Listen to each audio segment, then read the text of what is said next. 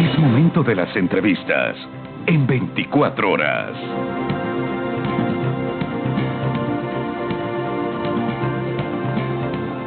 Quiero darle la bienvenida en este espacio a Francisco Jiménez, ministro de Gobierno, que ya nos acompaña en los estudios en Quito. Gracias por estar con nosotros, ministro. Buen día. ¿Qué tal, Liz? Buenos días. El gobierno mostró ayer su sorpresa ante esta decisión del juez Bani Molina, juez de Portoviejo en Manabí, de concederle un habeas corpus a 3 personas, entre ellas Jorge Glass y Daniel Salcedo, y ante eso emitieron un comunicado diciendo que no van a dar paso a la excarcelación respectiva y que más bien van a interponer recursos legales para que esto de aquí pues no se concrete. Pero ya en firme, ¿cuáles son esos recursos que presentarán? Porque hay un habeas corpus concedido. Efectivamente, ayer tuvimos conocimiento de esa supuesta resolución, y digo supuesta porque primero no había aparecido en el SADGE, que es el Sistema Público de Administración de Causas.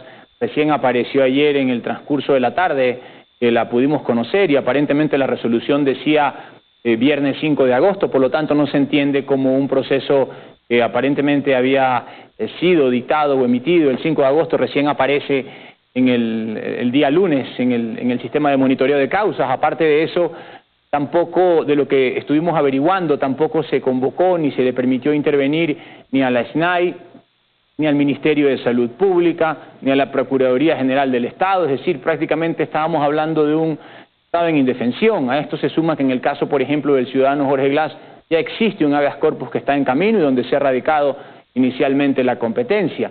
Entonces hay una serie de irregularidades. Hay otro tema también, que quien interpone este supuesto habeas corpus es un ciudadano Araujo, si no me equivoco, y luego resulta que en la audiencia, después de leer el expediente, de repente el juez, tal vez por esas iluminaciones repentinas que tienen algunos jueces, incluyó a 2 ciudadanos más, entre esos Jorge Glass y el señor Salcedo, que también estaba allí incluido, bajo alguna figura jurídica que se le ocurrió a él en ese momento. Por lo tanto, hay algunas irregularidades dentro de ese proceso, y lo que va a hacer el Estado ecuatoriano a través de las instituciones públicas es asegurarse de que cualquier decisión que se tome no atente contra la seguridad jurídica de los ecuatorianos ni tampoco contra el ordenamiento jurídico. Hoy se revisará a profundidad lo que ayer ya se detectó a primera vista, pero nosotros no vamos a dar ni un solo paso si no es estrictamente apegado a derecho. Pero eso tomará su tiempo. ¿Eso puede frenar el hecho entonces sí de emitir esa boleta de excarcelación?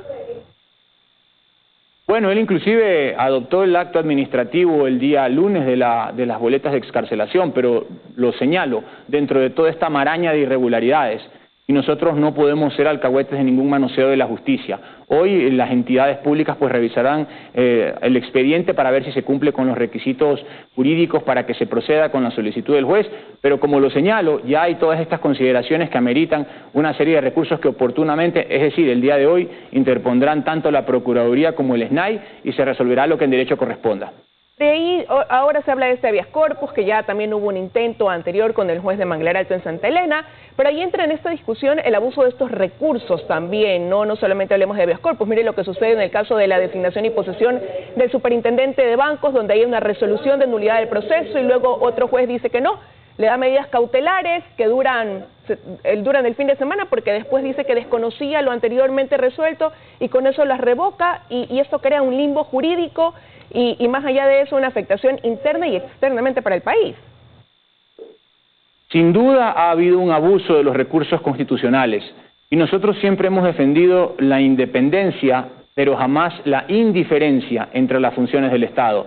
Por lo tanto, nosotros no nos vamos a prestar para ese juego de andar poniendo acciones constitucionales en cada uno de los 221 cantones del país, y lo que tenemos que ver es cada vez que estas cuestiones se producen, que éstas sean resueltas conforme a derecho. No somos dirimentes tampoco, pero sí nos compete precautelar que el sistema jurídico no pierda su orden, porque en ese momento perdemos todos los 18 millones de ecuatorianos.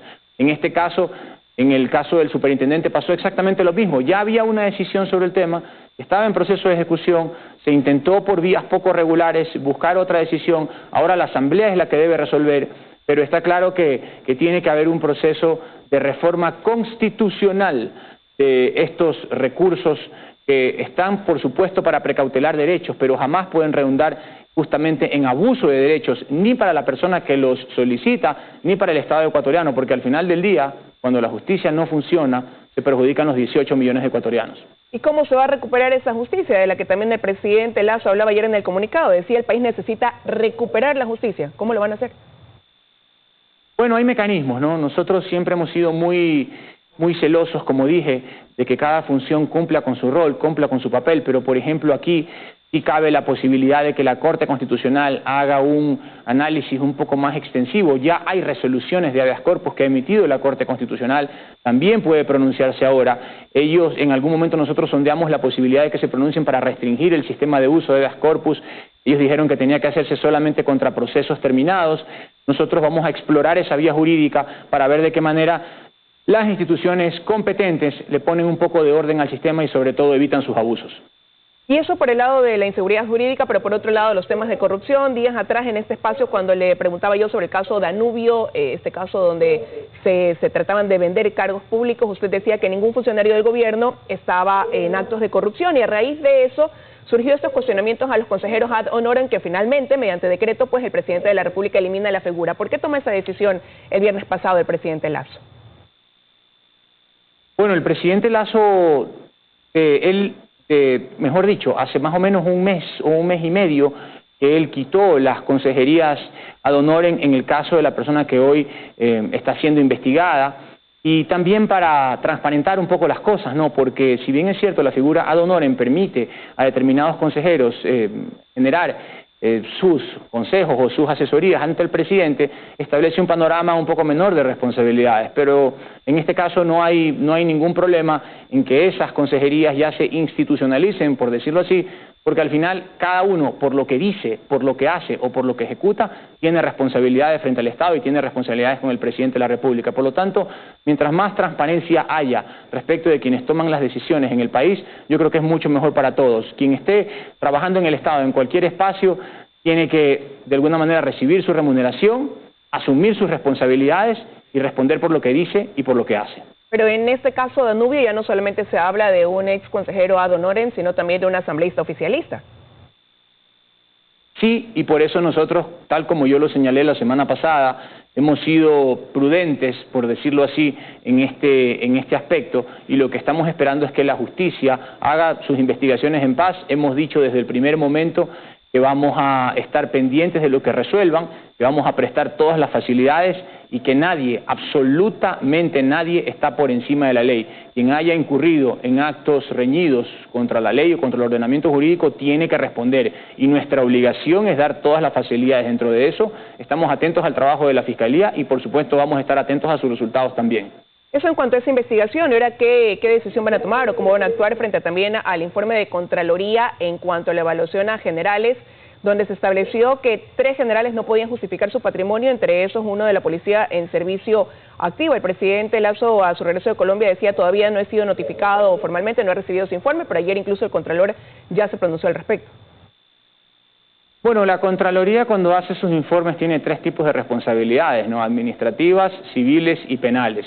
Y nosotros vamos a revisar cuando tengamos acceso al documento, justamente de conformidad con lo que estaba señalando el presidente, de qué tipos de responsabilidades estamos hablando aquí y sabremos sacar las conclusiones correspondientes. Yo creo que el país tiene que estar claro que el gobierno nacional no va a permitir ni a mirar a otro lado respecto de ningún comportamiento reñido con la ética, con la justicia o con la ley.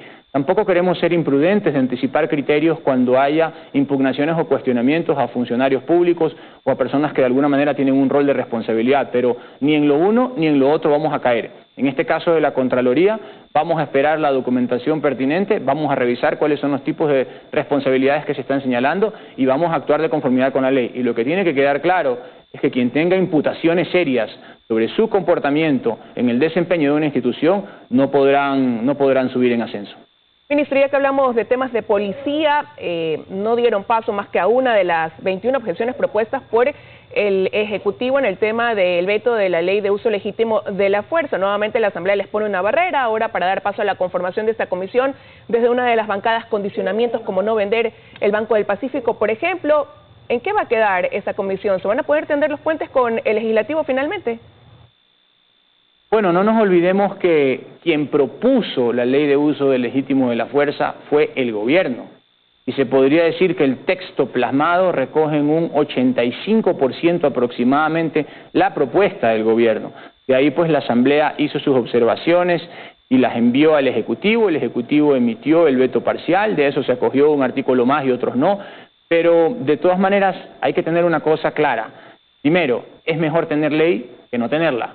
Segundo, quien estuvo al inicio de la propuesta de ley fue el gobierno, es y ha sido el gobierno. Tercero, la ley es buena en más de un 85%, y en lo que tiene que ver con los artículos que la Asamblea se mantuvo en su criterio, también tenemos otras herramientas jurídicas como es la aclaratoria a través, por ejemplo, del criterio del Procurador del Estado y, por supuesto, a través de vía reglamentaria. Nosotros estamos clarísimos de cómo funciona el ordenamiento jurídico, particularmente de lo que establece el artículo 425 de la Constitución, donde hay una jerarquía normativa muy clara, pues un reglamento no puede reformar una ley, pero sí puede aclararla en lugares donde haya algún tipo de confusión o emitir criterios, por ejemplo, en lo que tiene que ver con el uso de animales en el contexto de manifestaciones, que permitan pues tener criterios que, como tal lo señaló la Asamblea, salvaguarden el bienestar justamente de estos animales. Así que yo creo que la ley en general es bastante buena. Hay algunas cosas que se pueden aclarar, se lo hará por vía reglamentaria y por la vía del criterio del procurador en casos donde haya ambigüedad o subjetividad.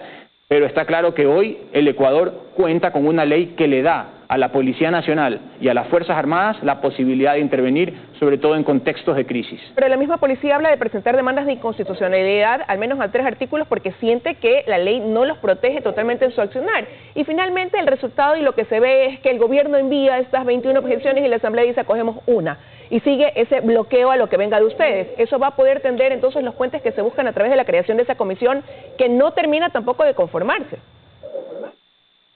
Bueno, la Asamblea es una Asamblea que en estos momentos está dominada por un criterio de oposición y esa es una realidad. No es un drama y tampoco es nuevo para la historia política del país. Yo tengo muy claro de que hoy la Constitución le da al Ejecutivo la posibilidad, a través de su capacidad como colegislador, de su capacidad normativa a través de decretos, de su posibilidad de emitir reglamentos, de la posibilidad que tiene en la consulta popular de tener herramientas para ir legislando. Y lo hemos ido haciendo. Lo que pasa es que lo bueno es enemigo de lo perfecto. Y claro, queríamos una ley perfecta en materia de uso legítimo de la fuerza, no la tenemos. Tenemos una ley buena, que también es bueno para el país. Y sobre eso tenemos que avanzar, dentro de esas imperfecciones, dentro de esas contradicciones y navegando con lo que puede representar un espacio difícil de oposición en la Asamblea, nosotros tenemos que avanzar.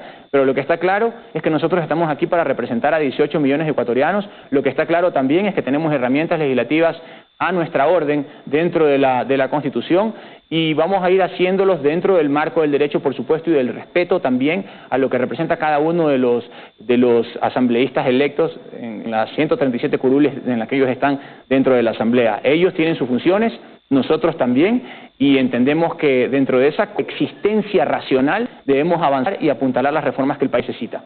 Avanza lentamente con la Asamblea y así también lo sienten ya en las mesas de diálogo los movimientos indígenas que, dichos, hemos logrado hasta ahora un acuerdo, la expectativa en ver qué pasa con el control de precios. Remitieron ya ustedes una propuesta, va en dirección a satisfacer esa demanda en los 44 productos que ellos plantearon. No, los 34 perciben cuáles, que no me equivoco, a través del criterio de precios referenciales. Nosotros avanzamos muy bien la semana pasada con mesa de control de precios. Quedamos en enviar una propuesta hasta el día viernes a las 10 de la mañana. Lo hicimos, me parece que son aproximadamente 12 o 14 propuestas que le enviamos a las organizaciones sociales. Hoy día tenemos la nueva reunión con la de control de precios, van a revisar esas propuestas y vamos a ver qué resulta de allí, pero yo diría que estamos avanzando con buen pie. Las mesas de diálogo son un ejercicio inédito en el país, podría decir que tal vez hasta histórico, porque permite interactuar funcionarios del Estado con la base social que muchas veces ha sido afectada con políticas que no los tomaban en cuenta. Hoy este gobierno presidido por el presidente Guillermo Lasso los toma en cuenta, los escucha, presentamos propuestas. Tampoco es fácil, porque son muchos años de demandas represadas y tampoco pensamos que vamos a arreglar el país en un solo día, pero estamos trabajando en la vía correcta, estamos trabajando dentro de las mesas de diálogo, escuchando con respeto y con mucha atención cuáles son las demandas de las diferentes organizaciones sociales y también adoptando soluciones. El día domingo también el Ministerio de Obras Públicas hizo enviar una metodología sobre la cual se va a trabajar en esta semana sobre la focalización de subsidios. Yo creo que aquí el pueblo ecuatoriano tiene que estar con mucha confianza de que las mesas de diálogo van avanzando bien, de que estamos construyendo un camino de confianza y de trabajo conjunto que sin duda va a rendir sus frutos y que debemos seguir perseverando en esa vía porque estoy seguro que eso es lo correcto. Quizás ahí el tema es el tiempo también, ministro. Les han pedido que aplacen el acelerador para poder cumplir todos los temas dentro de los 90 días. Ahora se habla de 5 días por tema y hay algunos que se anticipa pues pudieran durar mucho más que eso. Claro, imagínese usted el tema de focalización de subsidios sobre los cuales se ha hablado años y todavía no se logra llegar a una definición sobre cuáles son los criterios de elegibilidad y sobre los cuales debe aplicarse el tema de focalización. Pero estamos haciendo bastante. En 90 días, solucionar problemas que han sido tan represados, no solamente durante los últimos 15 años, sino durante los últimos 50, 60 años, con un proceso de desarrollo que se ha hecho de espaldas a los grandes grupos sociales, es bastante. Hemos conversado inclusive de estos aspectos también en las mesas. Estamos claros que podemos terminar una serie de cosas interesantes en estos 90 días. Tal vez, quién sabe, haya que alargar un poquito el plazo y los periodos, pero lo que está claro aquí es que se está trabajando. Lo que está claro aquí es que estamos construyendo un camino sobre el que después va a poder transitar tranquilamente el Ecuador. El Ecuador no quiere más manifestaciones, el Ecuador no quiere más procesos de desarrollo que se hagan de espaldas a las organizaciones sociales. El Ecuador no quiere más procesos ni caudillistas ni populistas. Podemos transitar por la vía democrática, podemos transitar por la vía de la justicia, de la igualdad, de la libertad, y eso es lo que hoy estamos construyendo a través del gobierno del presidente Lasso. Quiero agradecerle, ministro, que nos haya acompañado esta mañana aquí en 24 horas. Que tenga un buen día. Gracias a usted, Liz. Siempre un gusto.